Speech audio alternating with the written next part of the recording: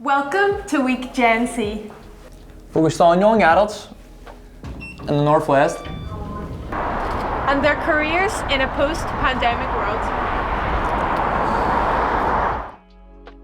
What do you need to get that dream job? We get the know-how, the tips and the tricks from local employers. Helping you get to where you want to be in your chosen career.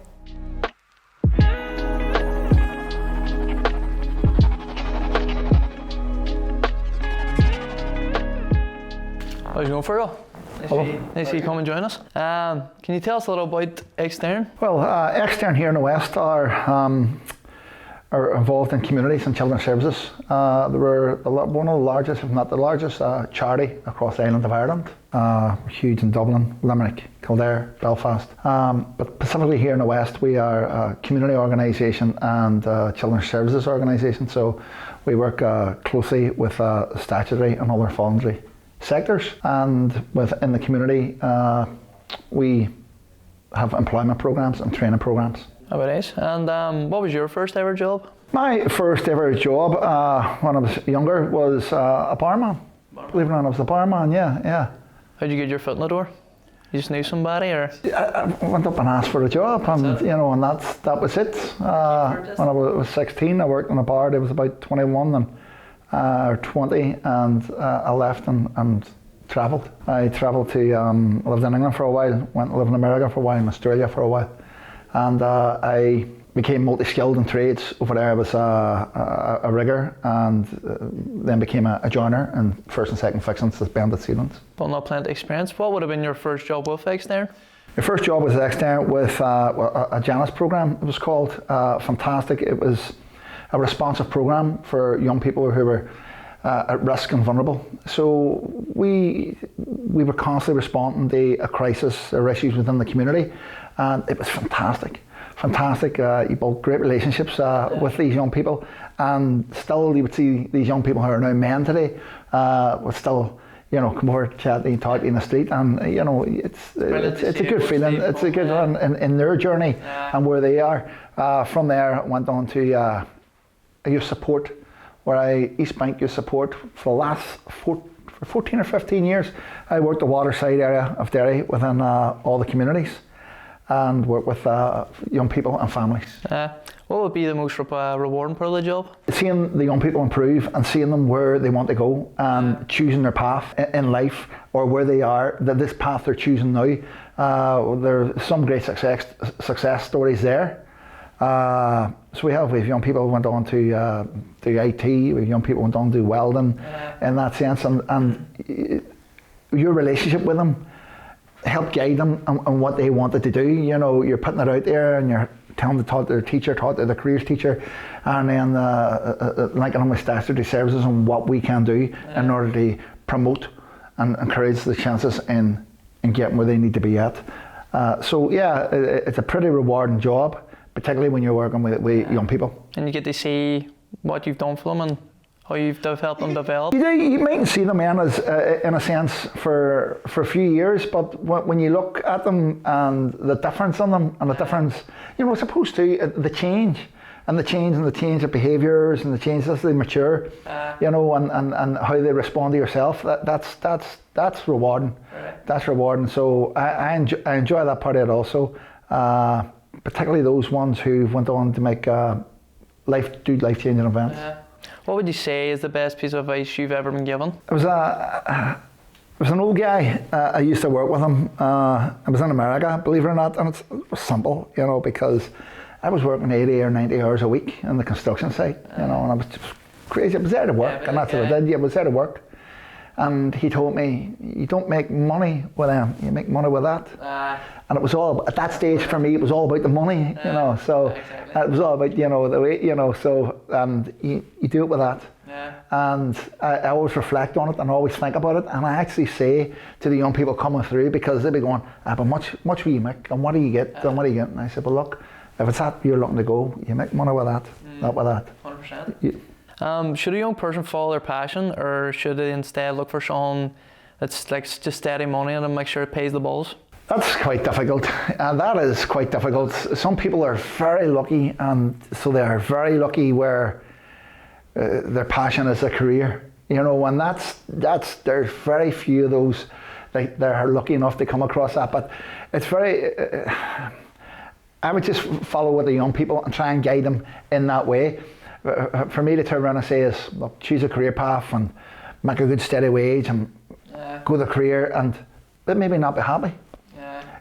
You know, where other ones where your passion's there, but passion isn't going to pay the bills. True. You know, so you got to find that happy medium, and if you're lucky enough, you'll step into a job that is your passion. That is your passion, and if it's something you love, you'll never work another day in your life. 100%. With so many people applying for the same jobs, what should you do to make your CV or application stand out? Do you know what? Your CV, I would say, every minute detail that you've did that can be accredited.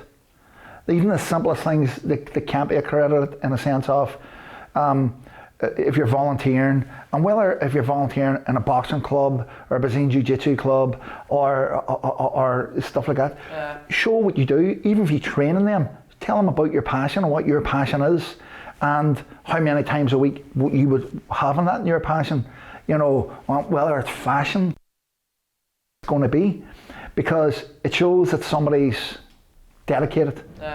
And an employer can look at that and say, you know, if we can guide that dedication can spin off with us also. 100%. You know. What advice would you give a young person about social media when they're applying for jobs?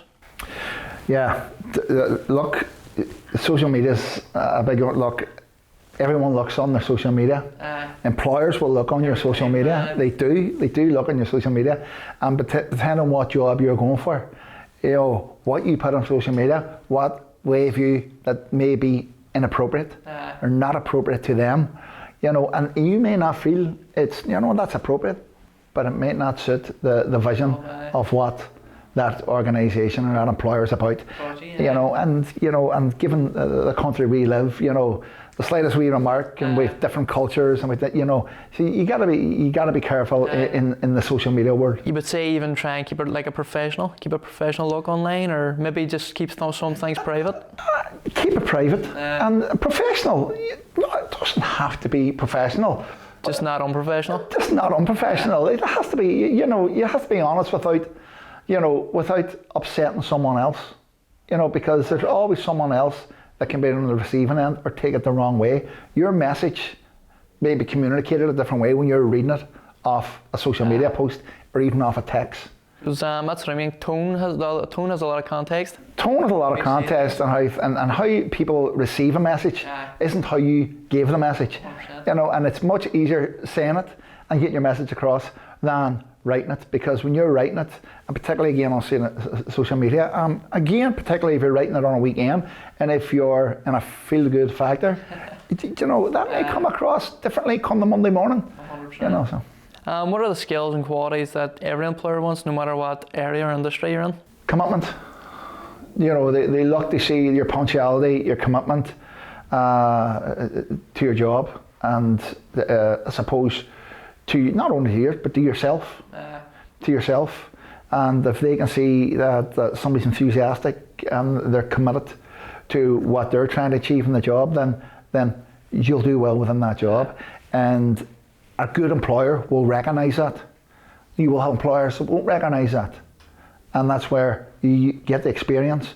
But if you go to a good employer that is able to recognise your commitment and your enthusiasm, then you'll go well with that employer, and you should go further with them.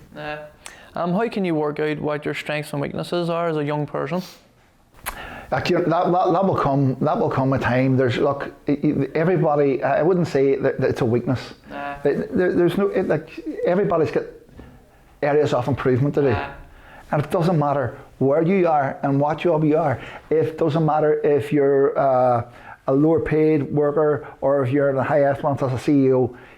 There's always areas of improvement for every department that you're in, and for everybody to make. So you always focus on your strengths, and while trying to improve on the areas of need that you need to improve on. And I wouldn't say it's a weakness. We all have areas to improve on, but always focus on your strength. Do what you're good at. Try and skill match in your job. Do what you're good at, and train yourself up to where you need improvements on, and it's a good focus and a good way of moving forward, because you become a more rounded and more skilled employee.